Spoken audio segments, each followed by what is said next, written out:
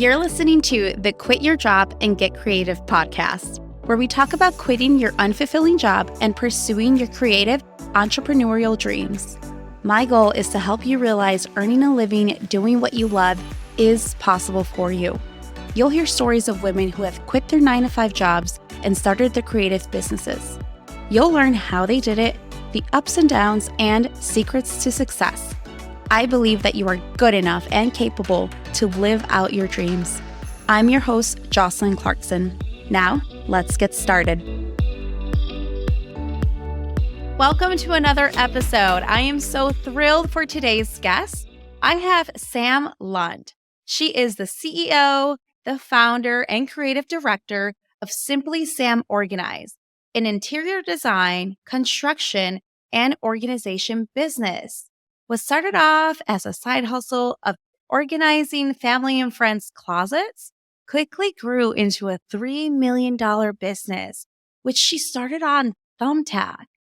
You'll listen how she transformed her business into what it is today. Welcome, Sam.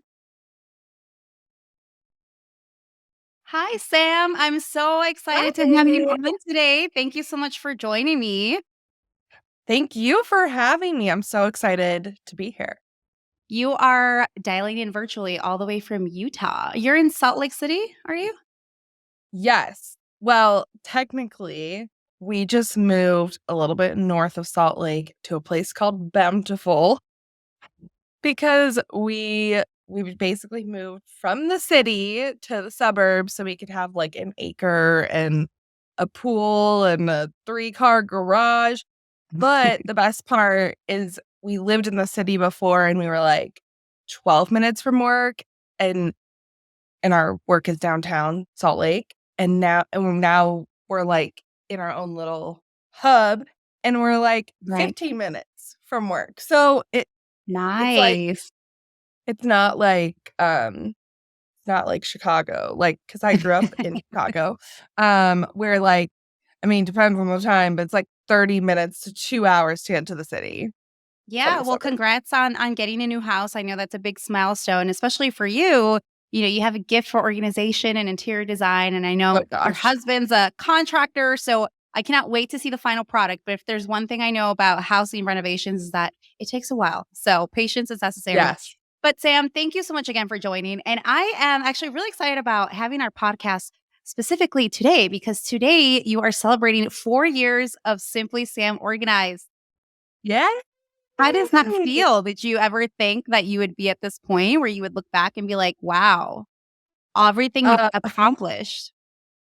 I definitely don't think I'd like approach year 4 and be like, oh my gosh, we just bought a house. We just like earlier this year we leased like a real commercial space before I just had like, just like a rentable square footage office. It's just crazy to think. I don't know. It's wild, but then also like you're like, I did believe in myself because otherwise I like wouldn't have started this, right? That's amazing. Congrats. And I just wanted, for the listeners to get some context, I think it's really interesting how we met. Oh, I love our story. So Sam and I met at the pool in Los Cabos on vacation. Shout out to Viceroy in Los Cabos. But we kind of just chatted up, right? Like the people you meet on vacation, right? Like the pool bar, and we were just like on the pool. We, struck up a conversation. We put 2 and 2 together that you're also from the Chicago area. And, we just like, became like instant friends. And then we went out to dinner. So it's just really interesting how we met. And I'm so happy, we can come sit down here today and like just talk about and celebrate kind of like where you are in your business. So just a little context for the viewers. Okay. So the way I like to start this podcast is I like to start, what did you want to be when you were a young girl? I think for a while I thought I wanted like my first thing was dancer. But I think sometime in middle school, we did like a career report. I think most people do that in middle school, right? Like, and I found the career of dance therapist, and I always like loved helping people. And so I this does tie back because I essentially wanted to do something creative that would help people. Which is what you're doing today. Yes, exactly. So that's what I wanted to be, but yeah, and then, dance therapists don't make a ton of money. Like, I did some research and you're like, oh, they make like $40,000 after still being in the business for like 10 years. And you're like, oh, like that doesn't really make sense. So then I was like, just going to be a normal therapist, which you still don't go into for money, but like, it's not like you stay stagnant. It'd be nice to like not live under a bridge, right? Yeah. I mean, especially today, like, that, so basically then it kind of just fell into my lap. Like, it wasn't like this planned thing that I was like, oh, I'm going to be a professional organizer or interior designer or even run a company. I think it just kind of happened naturally over time. But the interests that I've had as a young child, like, I feel like stuck with. Okay. So let's go back to the dancing piece. So why dancing? I mean, did you like watch TV and see like probably J-Lo on TV and was like, I want to do that? And or like how did it come about? Do you have dancers in your family? Yeah. So my mom is a dancer. I danced since I was 2 years old. Like, she put me in it right away. And I think, there's a lot of trauma in my family, and I think dance is a really beautiful way to like express and release trauma. And then, like, I went through my own trials, and so just growing up, it was definitely a guide, and like almost like a way of like communication to express myself. But then my mom also was like an NFL cheerleader, so I just think it was like, I don't know, just therapeutic. Yeah, therapeutic, but also my mom was, and it was just always like part of my life. Like, they tried to put me in soccer, or like my dad was like, you need to do a team sport. And I was like, I hated all of them. I would like sit on the soccer field because I was bored. Same. So Sam, so you went from dancing and then you talked about kind of your organizational skills, but how did you discover, first thing, how did you discover your love for organizational skills?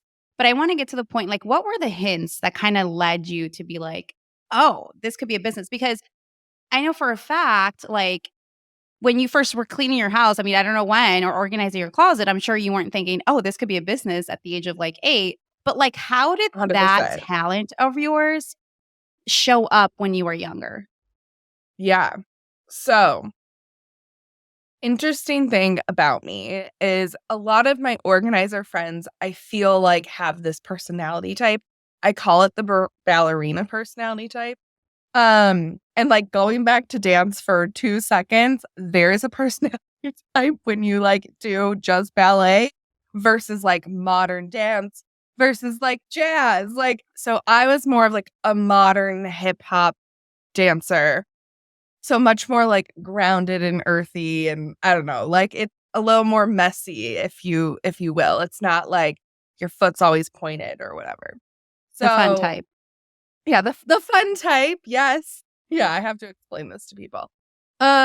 So I was never like this perfectionist, like, everything was always the neatest growing up. Like, I kind of had a lot of mess, but then like everything needed to be put away and have a place for me to like feel calm inside.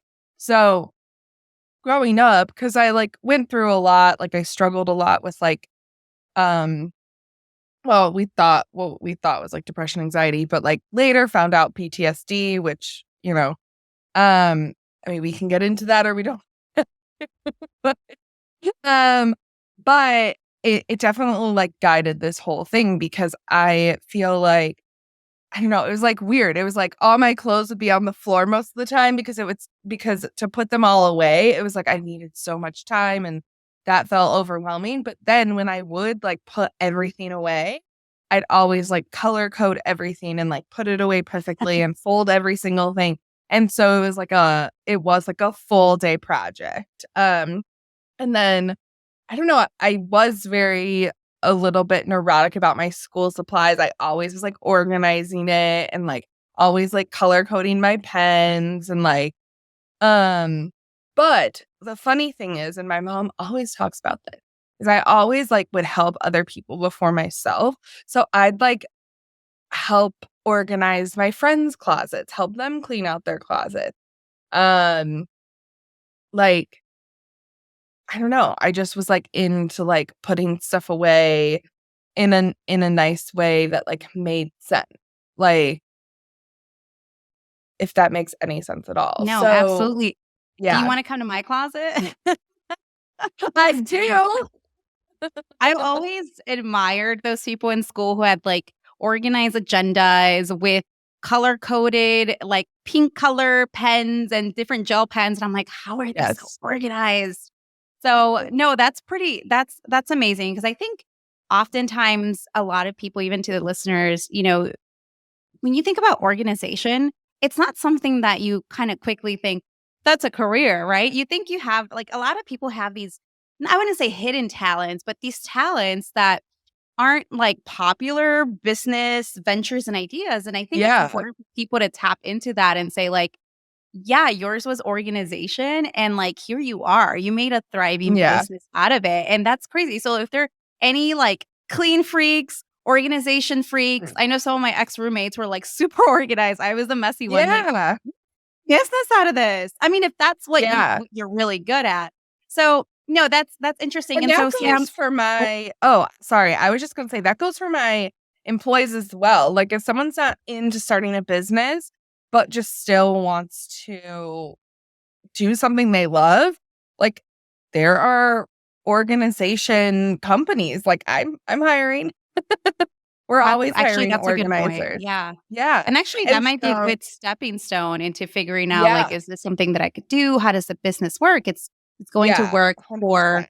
for a smaller business, I think. Smaller businesses are awesome because you get to wear a lot of hats and you get to, avoid all that red tape and just kind of like really see how things move forward and progress. So, no, that's a good tip. 100%. Thanks for Sam is hiring.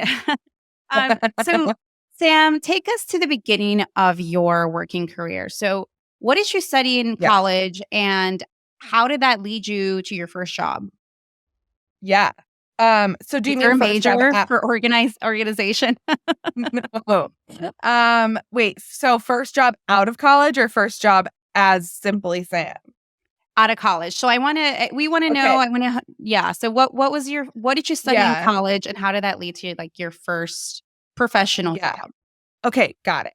So, I had a little bit of a non-traditional college experience. When I did start, I did come to the University of Utah. That's how I'm in Utah, for modern dance. So I got into their program, which is like I mean, it's not like top in the world, but like it's like somewhat prestigious. Also, it's a modern dance program. So there are a lot of other dance programs at colleges. You just do like all forms of dance, and we still did other forms of dance, but the focus was modern. So I ended up here. I did that for 2 years. And then I actually got really sick and I don't know, just was kind of like, okay, wait, like, do I want to double major in dance and psychology? Like, do I still want to be a dance therapist? Like, what am I really doing with this? And so, and I was sick. So, and the program's very strict. So you can't really miss, especially if you're sick. I don't know. It just was a weird time. So I switched away from that and I I kind of like did a yoga teacher training and I did some other things, but then eventually I ended up with psychology and human development and family studies. So with with the 2 years of dance, like kind of a year off here and there, and that my actual school took only 4 years, like in the end, once I like actually figured out what I was doing. But I was in college for about 7 years. So I started my like professional career before I was done with school. And I actually started off nannying. I worked as a nanny and then I also worked at like mental health treatment centers. But you know, so I kind of was like this person with like a bunch of jobs and I was like making my own money and I was still in college. And so I kind of I think I started working because I just didn't really know what to do like 2 years into college, almost full time, like at least 32 hours a week. And then I'd like fit in school. I don't know. I was like, wait, how did I do that much? Um, so eventually in my last like 2 years of school, I did get like a full-time salary job as an estate manager for like this millionaire guy out here, who had a 20,000 square foot estate. And I managed the estate and his life. And I would cook dinner every night, but then I also like got the kids prepped for college. Like I got them everything they needed. He was a single dad. I did like all the grocery shopping. I organized the house. I met like people there if the dishwasher was broken. So I kind of started really organizing, um, as a nanny. Like I was in these people's homes and I'm like, wait, this laundry room that I have to do laundry in is treacherous. So I'd like organize it because like the kid in I was a nanny, but like in both situations, I wasn't like nannying babies. I was nannying kids who like were doing homework and playing Xbox. Like I wasn't really like having to be super hands on, but they needed someone there. So I kind of started doing that. And then I was like, okay, or once I graduated college, I knew I wanted to do my master's in marriage and family therapy. So I was like, okay, I just need to get like a full-time job, and do my master's online. So the estate manager thing was really wild. Um, I I left that. Okay. And then started actually working at SoFi. Um, it's like The a loan company? Okay. yeah, like as like a loan originator, like where it was like who you talk to on the phone. Their models changed a little bit, so now it's more traditional customer service.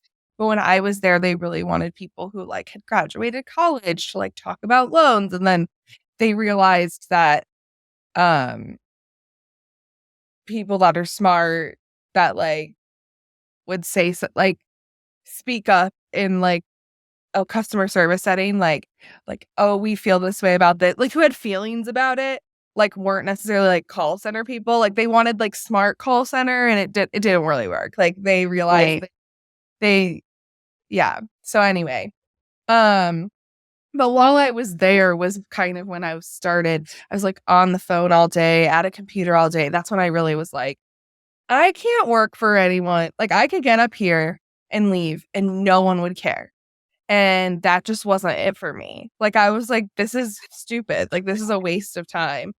Um, and so Sorry, Sam, I wanna interrupt because I think that's so important. What were you feeling during that time of realizing, like, I can't work for someone? Like, how did that show up? I I I just didn't really care, and I was a hard worker. Like, I knew I had good work ethic and that I was smart, but I just, like, wouldn't care if I was, like, late or like, I just didn't care like I should, about a job. I think part of me was like, felt like I was better than it. So I just was like, it's fine. Like knowing I could get a job somewhere else. I didn't care like I should have about it. And I do think that's like my toxic trait, if you will. You can't pay me to care about something that I don't care. Right. Yeah. No. Yeah. So it doesn't make me a great employee. I think that's one of the signs that I kind of felt too in my career when I realized that I'm miserable. I like to consider myself an overachiever, and I just literally stopped applying myself. I was doing the bare minimum. I wasn't going out and like trying to find a mentor, building goals for the next year, like literally the Yeah. bare minimum, coming in later and later, not dressing up, not putting on makeup. And I think like those are the signs that people should be, our listeners should be looking out for. It's like, Yeah. do you care? And if you don't, then do something about it. But I think it's hard to come to that realization, first of all, Yeah. especially if it's a career that you've been working at for so long, you went to school for, you have a degree, and you almost feel like this is what I thought I wanted to be. And you get there and you're like, it's not really what I intended it to be. So Yeah. you're at SoFi. Oh, sorry. Go ahead. Yes. No, I was just saying, like, yeah, you're completely, everything you're saying is right. Like, and I guess too, like, I feel like people don't realize that they don't need to be miserable at work. Like, I That's true. mean, and I do think people really realize that during the pandemic. You see, I started my business before the pandemic, but the amount of people who shifted from a full-time salary job to starting their own thing is truly incredible. Like, it is mind-blowing to me, and I'm lucky that I started before then, because I just, we were able to like very much sustain ourselves during the pandemic. But I yeah, and also my husband like very much had this thing that he was just going to miserably work to live the life he wanted. And I'm like,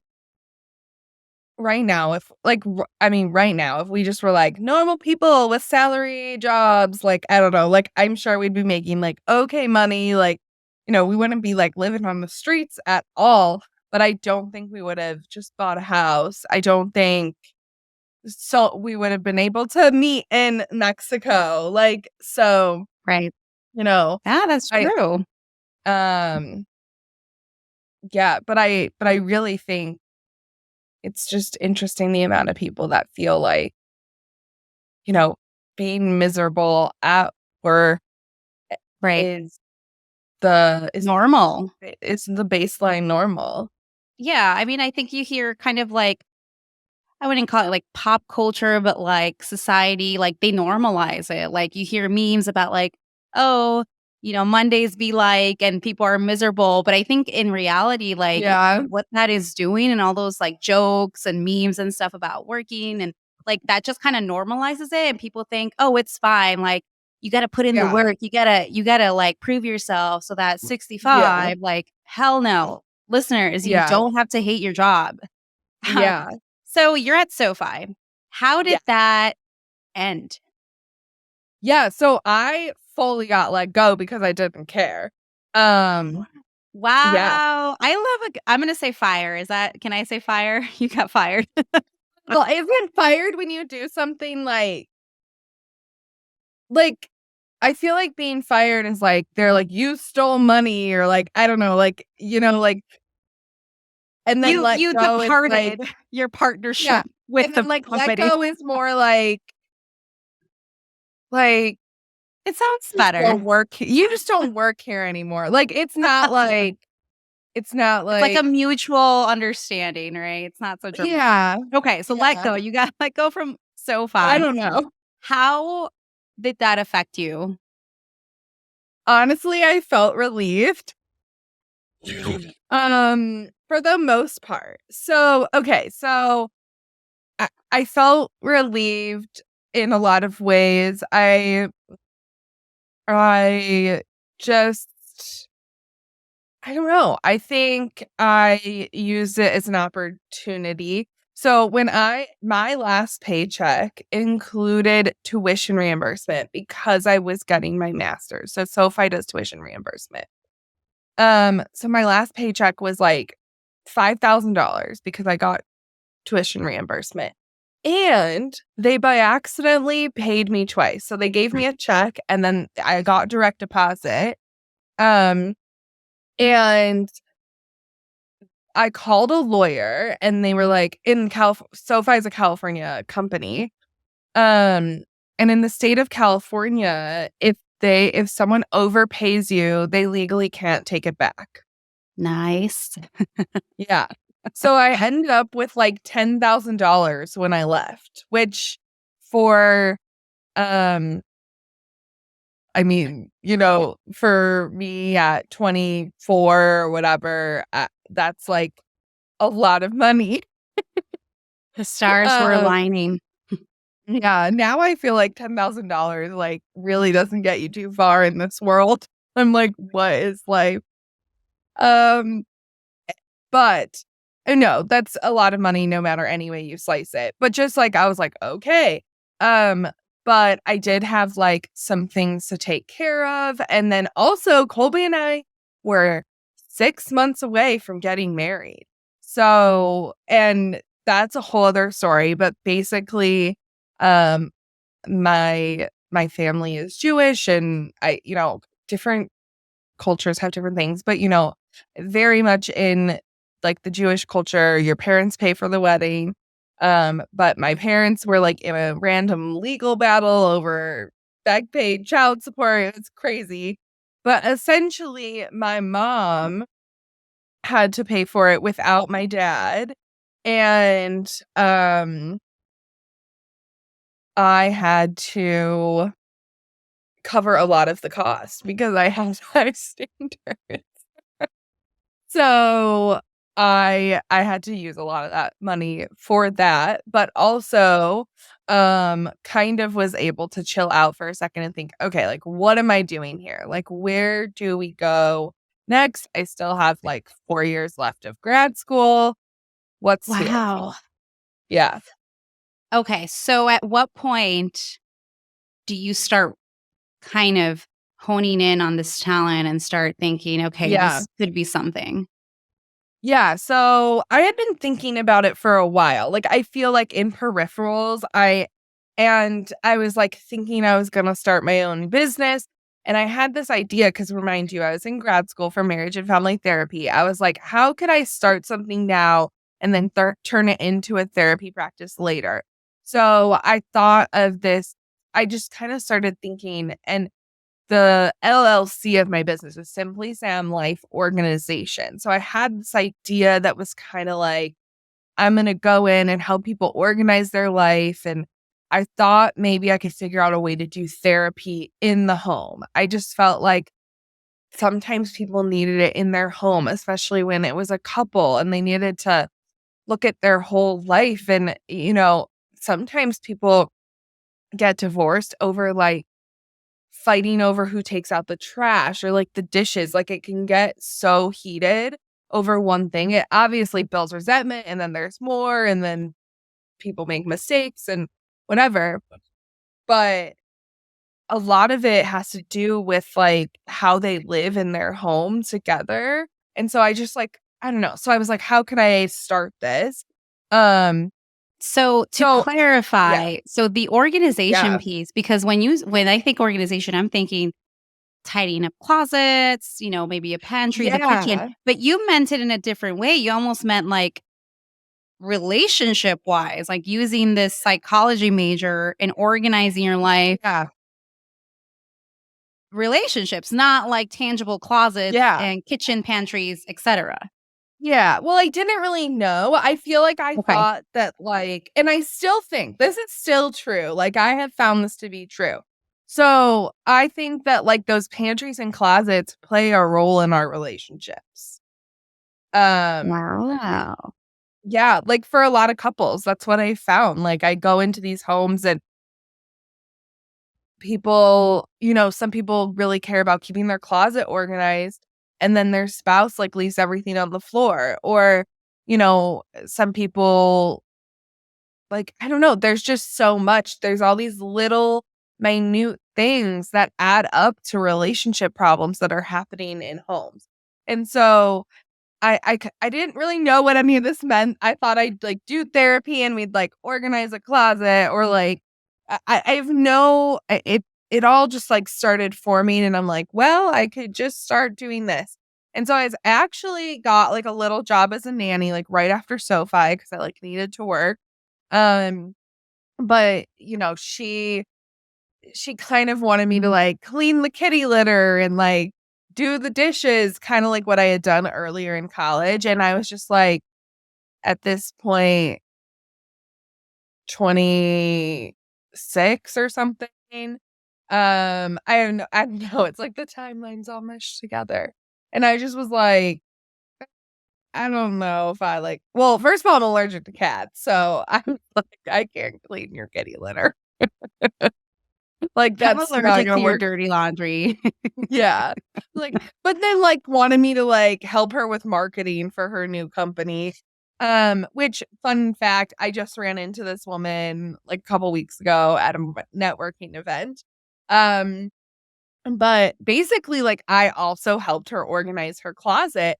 And she actually said to me, she goes, Sam, I don't feel like you want to do this. And I feel like you should go organize for people because you're good at that. Oh, And so so I was, yeah. are you a service-based entrepreneur looking to get more sales? Or are you just looking to get started with your business and want to learn and test out your market? If so, you have to try Thumbtack. Thumbtack is an online directory that allows users to search for, rate, and hire local service providers like you to work on a variety of personal projects. Projects can include things like home improvement, financial and legal services, event planning, and so much more. What does that mean for you? That means that you can post your services and get connected to real paying customers in your area. Build a portfolio, a clientele list, all while making money. You can post virtually any service, whether it's teaching someone a new language, a new instrument, or organizing someone's closet. Thumbtack allows you to build a side hustle and explore whether or not you want to start your service-based business. Thumbtack is awesome because they limit competition for each job amongst other providers. They match you with jobs that fit exactly what you set as your preferences. You get conversations with real customers, not just views. Your business profile is free, and best of all, you never pay listing fees. If you're still not convinced, you can hear how podcast guest Sam Lund built her $3 million organization business using Thumbtack on season 1. And I always have a discount code for you. When you sign up on Thumbtack using my referral link in the show notes, you'll receive $50 off a single paid service on Thumbtack. Isn't that amazing? Visit Thumbtack using my link in the show notes and take that first step into starting your business today.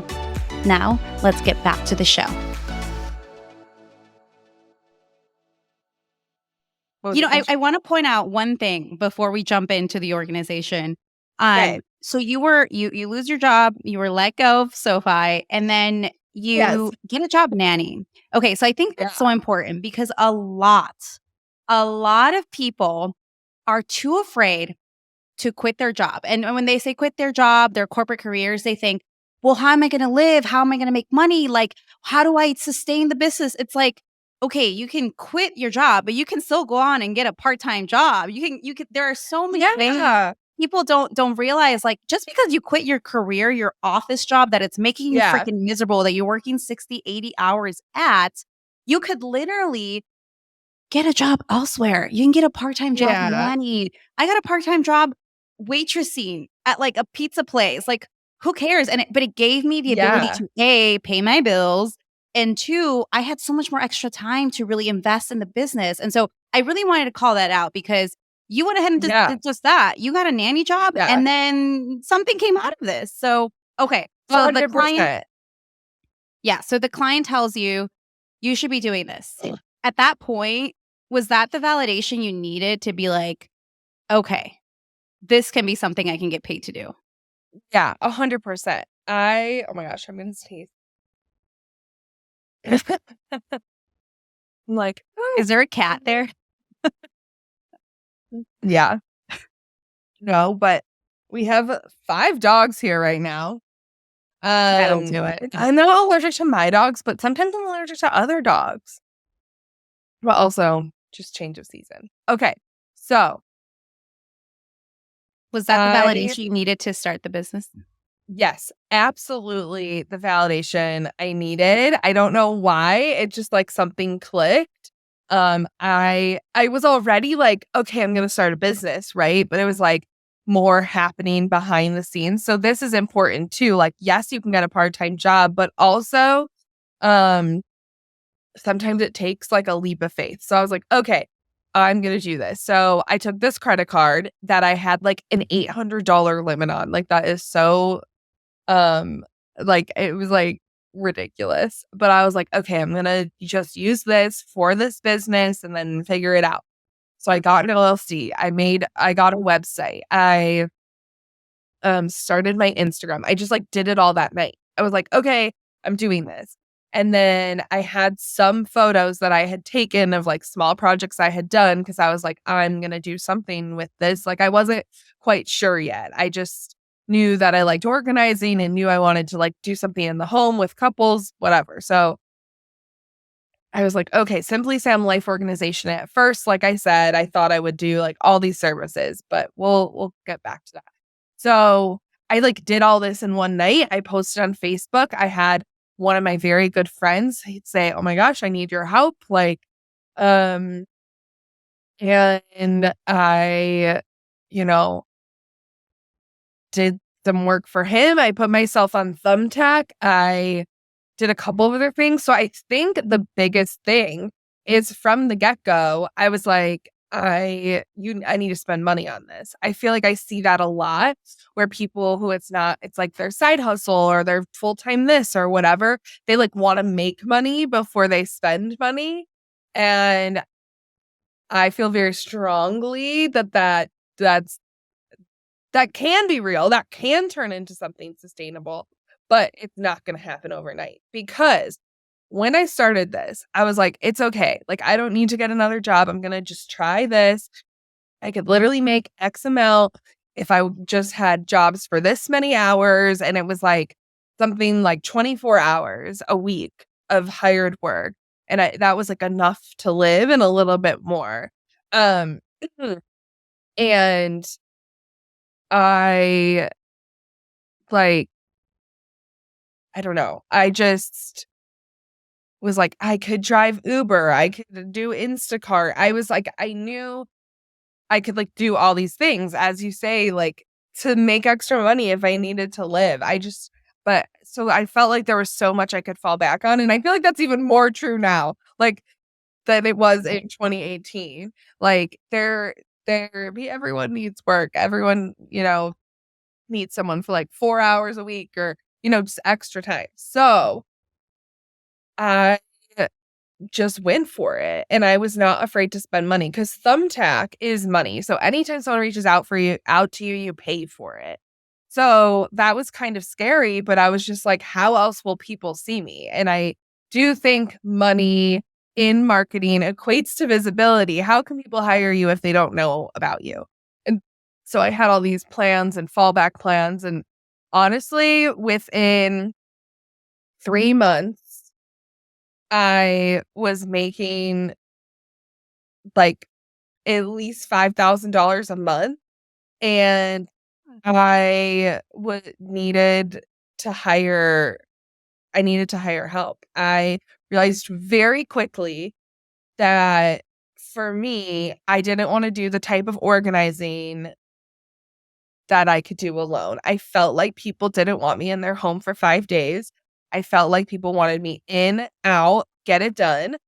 And so with that, I I like hired my first person in December.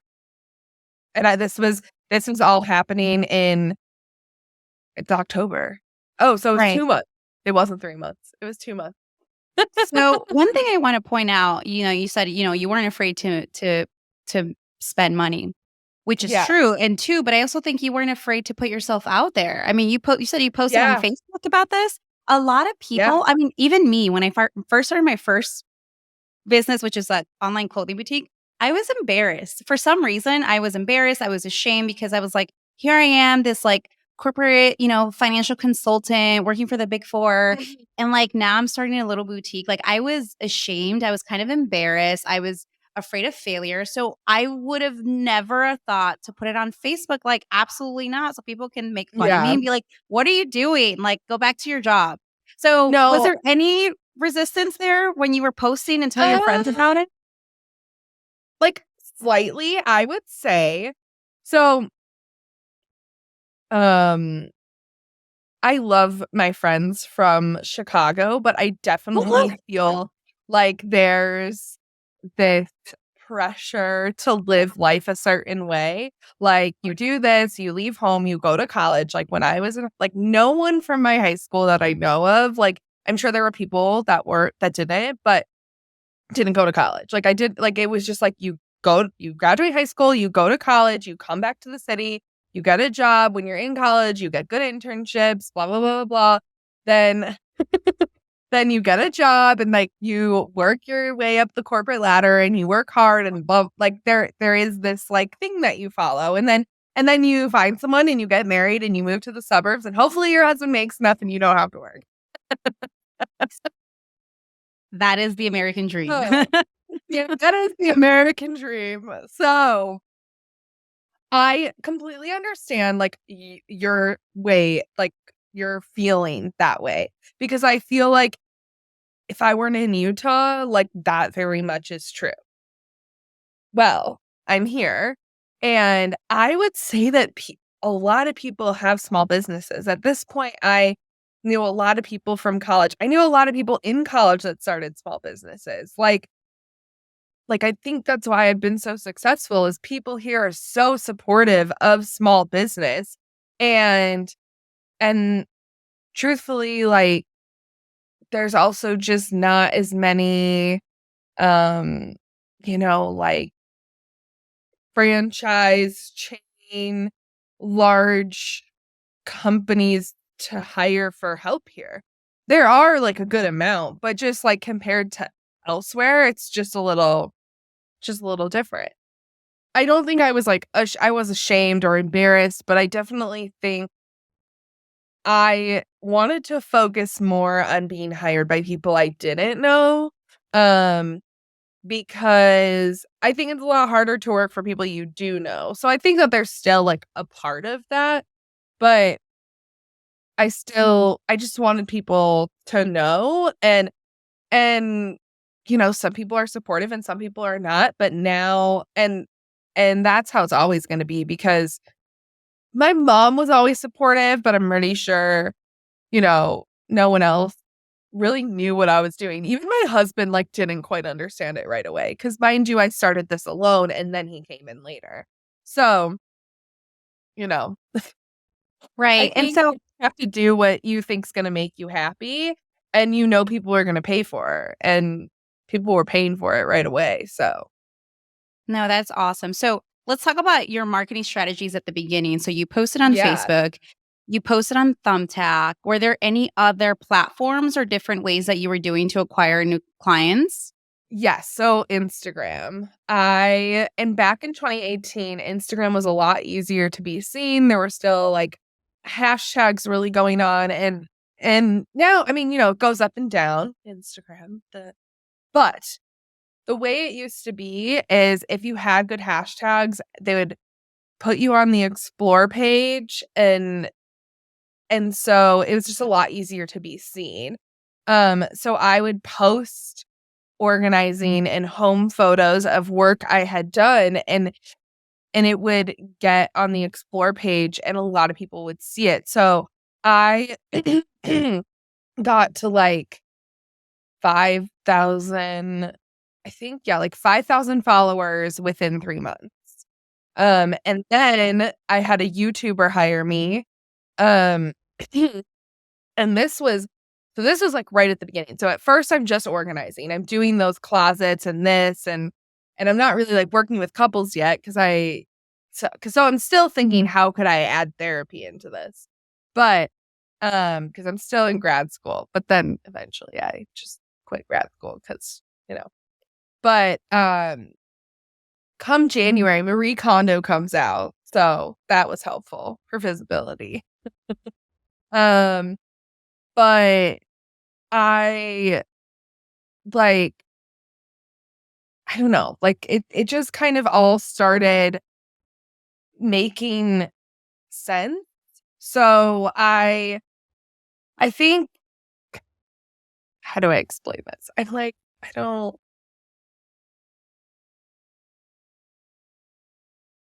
Everything started falling into place. I think the stars started to align. I think, Yeah.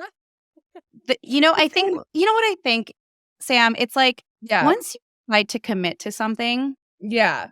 I don't know if you're like a spiritual person or what, but Yeah. I truly think that once you decide to commit to something, all like the universe unfolds for you and it's like, here you go. Like, but you just have 100%. to see the signs. Like things just fall into place. Yeah. They always work out. I completely agree with that. Everything always works out. Like it does always work out. But I think that willing to take a chance on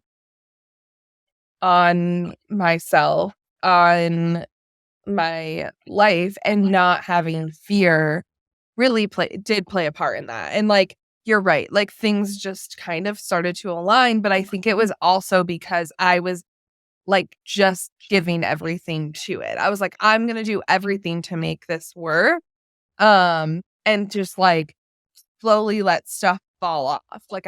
So, a lot of people I feel like have that story of starting a side hustle when they're still in their corporate job. And obviously that's a reality for most. Like I, also just,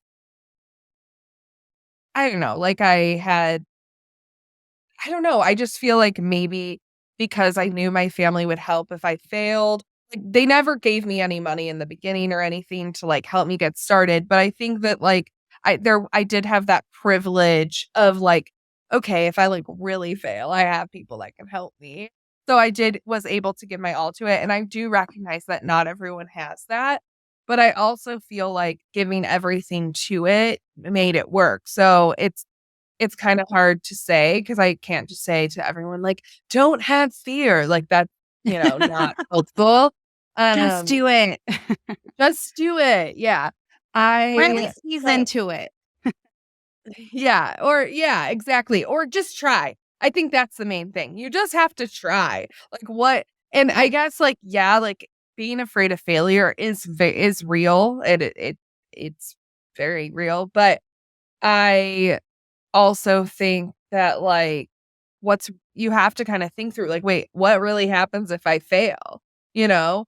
Um, I mean, now it would be a lot more detrimental, but I feel like I don't know, now so the way I have things set up, so I read once that the average millionaire has 7 revenue streams.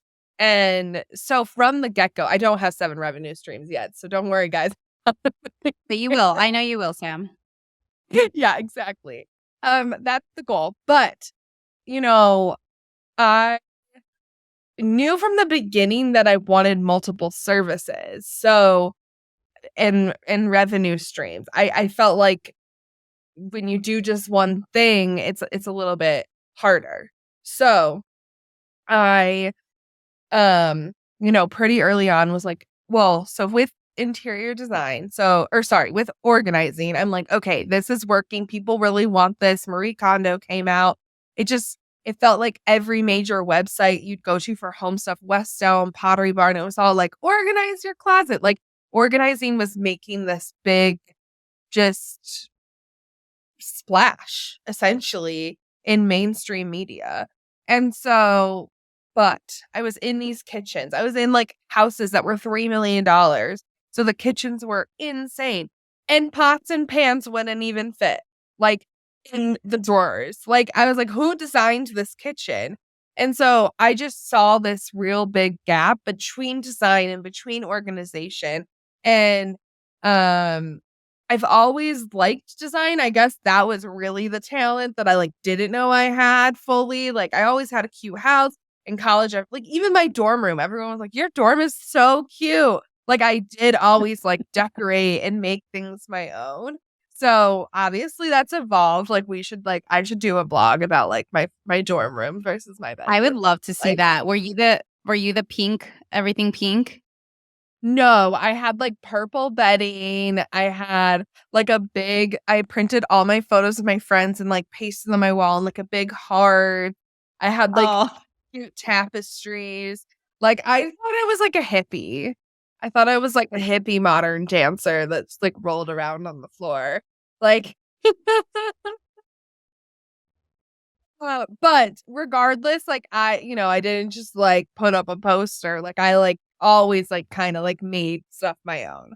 Um, so come January, I'm like, okay, I'm gonna start like advertising for this. So I say on Thumbtack, you can have kind of different services, and I'm an interior designer. So I met with this YouTuber, um, whose name is Kira, and her husband had a YouTube channel. They're actually sadly now getting divorced, and live separate. But I know it's okay. I think if they have been together since they were 18 because they like got pregnant, started filming, and that's how they like made it on YouTube. So they had like 1.6 million subscribers and wanted to just like furnish their whole house. And so we like furnished we did it for them, and then they put me on YouTube and showed me on their stories, and I went from like 5,000 followers to 10,000 followers, and then wow. have just obviously gone up from there. So, I do believe in influencer marketing. Um like, it definitely is a real thing, but obviously you have to be careful. Like, giving free out to everyone, it doesn't always work, and also you have to make sure that they're the right people, because even though I grew follower count, a lot of her followers were younger or lived elsewhere, so it didn't necessarily translate to clients right away. But but it did get some clients, and then got more clients, and then it always kind of ends up snowballing. Um, so yeah, like, and that was in January. So now we're like 3 months in. So like, this is like, oh my gosh. And at that point is when I did that project, because we like organized a lot, and we like got them all new furniture and all this stuff. So when we did that, um I was like, my husband, he was in his last semester of college. I was like, hey, like, do you want to like what if I pay you to be my handyman? Like, you know how to hang stuff. Like, you should come do this. So it was like kind of Use like a those muscles, weekend. Colby. Yeah. And he had actually decided to not work his last semester of college. So I was also supporting us, and we had our wedding in March. So I was just like, yeah, do this. So that's how it kind of started. He started like hanging her in, putting furniture together, and you know, I was I just think from the get-go I liked working together. It was just fun to like load the car and like spend the day together, and we had never really had that experience. Obviously, like, I had all these other jobs that I talked about, and he was a server, and we came home to each other at night, or sometimes we worked at night. So it was just like, you know. Yeah. So Sam, So yeah. how did you price your services? I mean, even from the beginning to organization, Yeah. and then like to interior design, because that's a whole different ball Yes. game. How did you know to price? Were you ever in a situation where you're like, oh shit, it actually costs more than what I charge, and now I'm losing money? No. So that's a great question, though. I think you can really get into that in other ways, but that's the great thing about services is you can charge hourly, and then I always added on materials. So from in the beginning, I well, the first price I had was like really high. I was like, I need to make 75 an hour, blah, blah, blah, thinking that I was, I don't know, just so eventually I realized, okay, I need to like lower my prices to have, I wanted to get in people's homes and I wanted to make money. So that's the other thing is I do sometimes see people with an hourly service like there's all this stuff online about pricing your worth. And that is true. And you shouldn't totally devalue yourself. Like you need to make enough to live and and stuff, but you can start lower and then work your way up pretty quickly. So my first pricing was like 30 an hour, which is still pretty good. And then plus any materials. So I never really was like losing money, but I would say, $30 an hour for just me is not enough to run a business. And then when I added more organizers, there's just expenses. So I went to 30, then 35, then I think 40. Eventually, for a good year and a half, we were at 60 for the first organizer, 40 for each organizer after that. Now, 75 for the first organizer, 55 for each organizer after that. That's like our pricing now. Um, and I've been there for a while. So I did end up going back up to that 75, but it took a while. And now I'm offering a much better service. So I would say we are worth it. And then for design, same thing. I started low and then slowly went up and now I'm at 125 an hour for design. So I think, people are like, I have to get the pricing right from the get-go. And you definitely need to like make enough to live.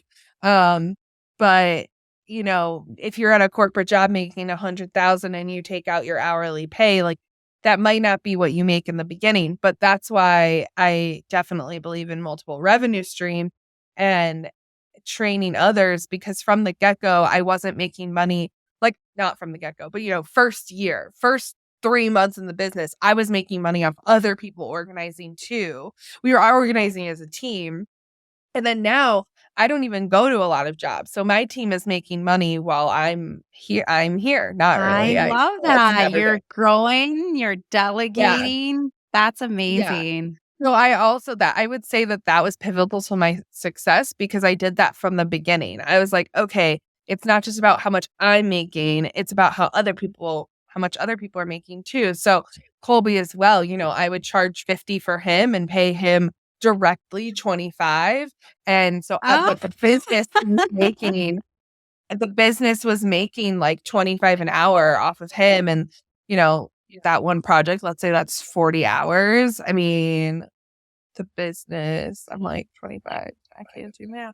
That's still $1,000, which at that point was like huge for the business. And ultimately, obviously, Colby and I at this point we're not quite married, but we were supporting each other.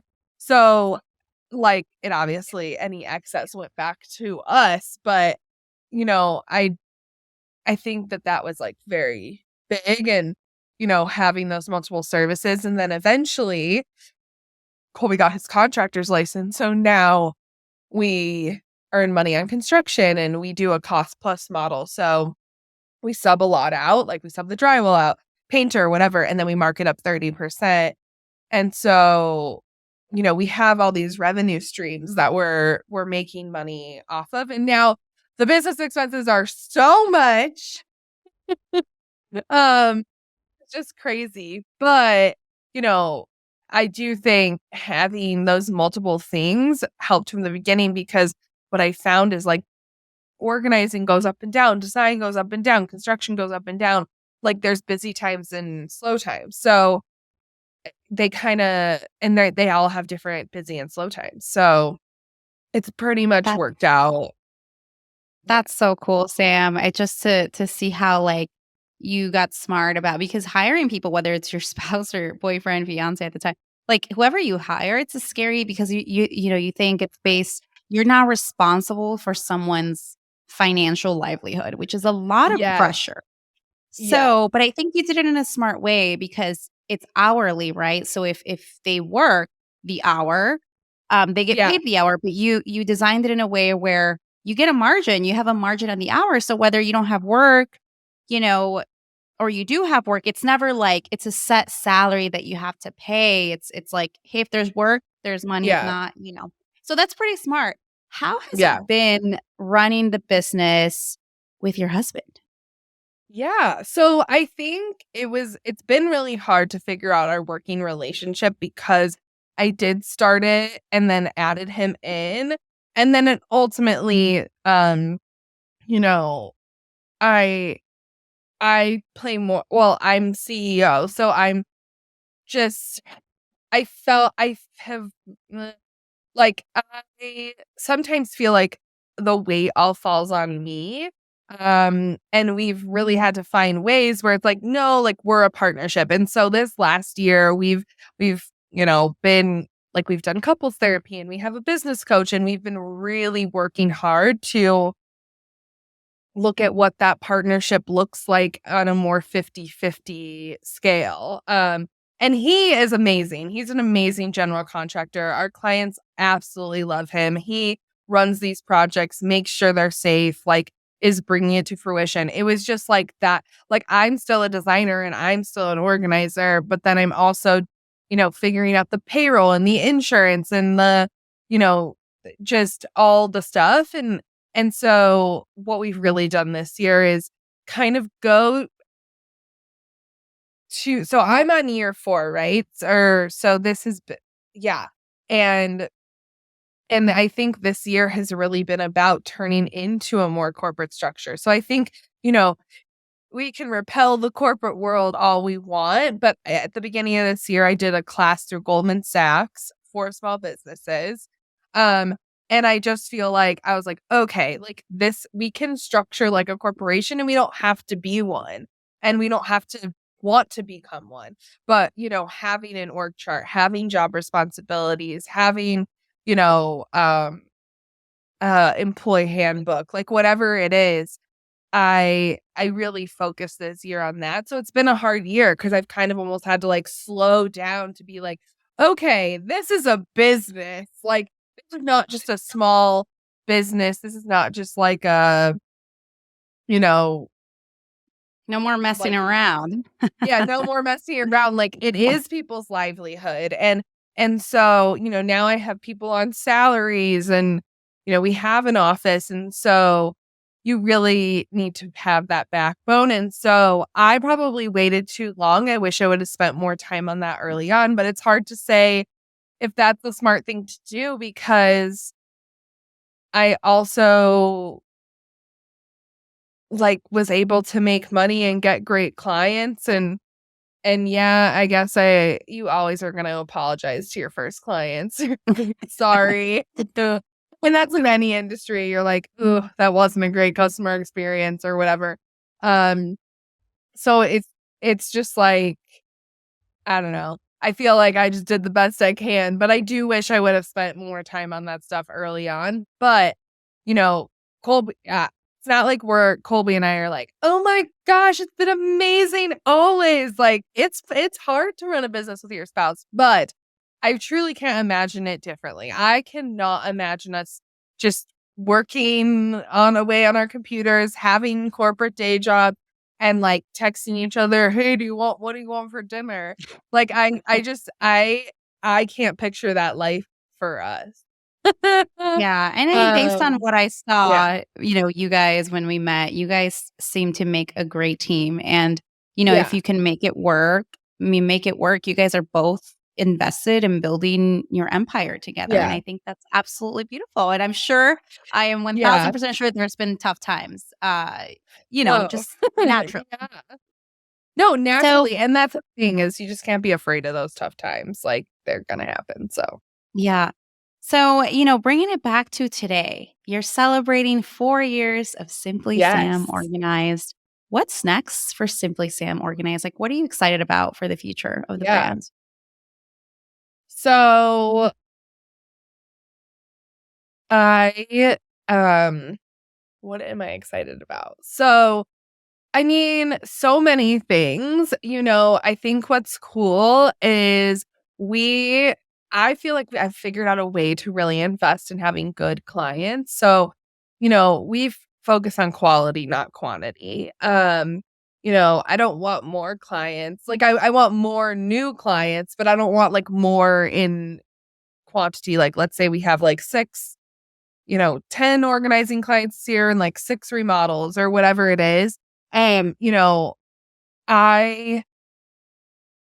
I just want, higher paying projects. So that's like what we're really working on. We're really working on creating a custom luxury service and being like the best in the business. That's what we want. And I think we're doing that. And then 2, I think um yeah, like I'm just excited to see what year 5 brings because I think, you know, things are really starting to fall in place and it's starting to just, kind of function on its own. And, there's a lot to work on. But I think we know that and we're working on it and we're getting there.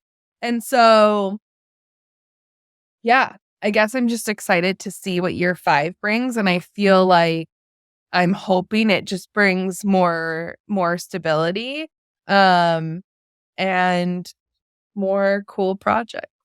Yeah. I think it's a really good time to pause too because not many businesses ever hit 4-year anniversaries. I think the stat is most businesses close at year 2, small businesses. So a huge pat on the back Wild. to you, Sam. It's been crazy, right? What would Yeah. you say to our listeners who are contemplating starting a business but are unsure, are afraid of failure? What would you say to them? Yeah. I mean, I would just say that, um, you know, you have to try and because if you don't try, then it'll never happen. Um, and while failure is scary, what really is failure, you know? I think real failure is probably like losing your home and being on the streets or whatever it is. Like that's, having nowhere to go at night or not knowing how you're going to eat. And, and I feel like most people that start a small business, even if it closes, don't get to that point. You might just realize, oh, okay, this is really not for me. But I guess, you know, at least you tried. So I just always believe in going after your dreams because I really don't. Whatever the worst that could happen, I just don't feel like that could happen, even if you quote fail. Like it's and it's okay. I know a lot of people too that have started a small business and it's not that the small business didn't work. They just realized, oh, I don't want to be a business owner. And so, you just have to try because then you don't have to wonder what if. Right. It's almost like the what if is worse than the failure itself. You have to weigh those Yes, and it's no, like it's I fully worse. believe that. Yeah, I could really slum it if I knew that I tried. You know, I think that's the thing is most of us could. I love that plummet. I could slum it. I could live in a tent in my backyard and just like rent the house out. We'll rent out the house that Airbnb, we and did there you buy. have another business. So you're just meant to have businesses. Even if you feel like, isn't that amazing? Well, You can monetize anything. Like back in the day, I would like Airbnb a room in my house. Bad idea. But also like rent out my cars on Turo and just like I feel I yes. Am like you can monetize literally anything. People will pay you for anything. So take just notes, try. listeners. Okay. So on that note, then, what are 2 actionable steps, right? So we have listeners who are ready to start Yeah. their business. What are 2 actionable steps that women can take right now, tangible steps to start their business? Oh, that's a good question. Um, I would say like creating what your brand looks like. So I very much believe in vision, mood boards, whatever you want to call that. So creating a mood board for what you think your brand is. And then I do believe in manifestation, manifesting that for yourself, but that could even mean, using Canva to make a logo or, just, starting to figure out what you want the name to be. And then I think kind of drawing out what you think it looks like what you really want to offer, what you really want people to feel like. Just kind of starting to envision yourself in that role. I, do spend a lot of time doing that. Don't let yourself not daydream. So I would say that's one actionable step, kind of almost daydreaming and envisioning what that looks like for you. And then 2, I would say any form of not any form, but a lot of forms of paid marketing. So I do use Google ads. I do use Instagram ads. I did use Thumbtack. I don't anymore as much. And it's all going to be different for your business because, let's say you want to start an Etsy shop. I think you can pay. Charlie, hey, you're picking the desk. Okay. I think even on an Etsy shop, you can pay a little bit extra to have your shop up at the top or whatever it is.